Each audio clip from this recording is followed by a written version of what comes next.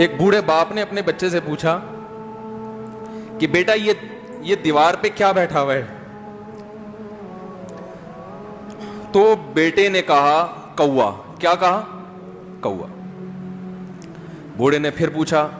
آج کی جو ینگ جنریشن ہے نا, وہ اپنے باپ کی زیادہ سوالات برداشت,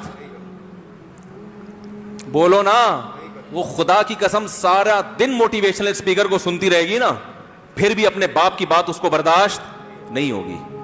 دم ہی نہیں ہے اس میں, معاشرے کی اصلاح ہے ہی نہیں. تو اس بوڑھے نے کہا کہ بیٹا یہ کیا ہے, یہ کیا ہے؟ تو بیٹے نے کیا جواب دیا؟ کوا. دوبارہ اس نے پوچھا بیٹا یہ کیا ہے؟ بیٹے نے کیا کہا؟ کوا. تیسری دفعہ پوچھا تو کوئی بہت ہی شریف خاندان کا بیٹا تھا, تو تیسری دفعہ میں سوال برداشت کر گیا. ورنہ آج نوجوان کے پاس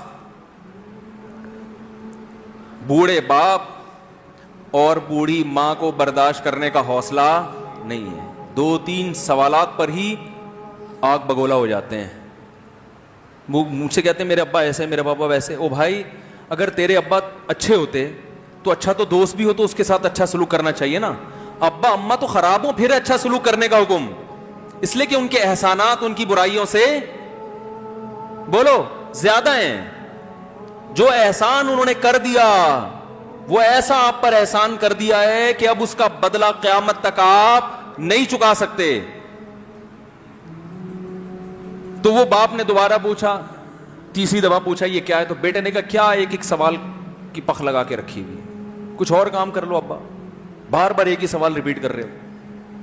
تو باپ کو اپنا زمانہ یاد آیا. اس نے کہا بیٹا جب تو چھوٹا تھا نا, تو نے 20 مرتبہ مجھ سے پوچھا تھا کہ ابو یہ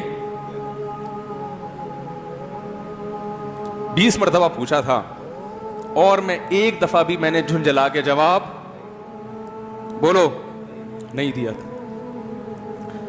تو چونکہ بچہ بھول جاتا ہے کہ میری ماں نے میرے لیے کیا کیا, اور خود ماں بھی بھول جاتی ہے, حقیقت تو یہ ہے, باپ بھی بھول جاتا ہے کہ میں نے اپنی اولاد کے لیے کیا کیا. اللہ چونکہ یاد رکھتا ہے اس لیے اس نے قرآن میں بار بار ماں باپ کو بیان کیا ہے, بہت زیادہ بہت زیادہ. وَوَصَّيْنَا الْإِنسَانَ, فرمایا آرڈر نہیں دے رہا,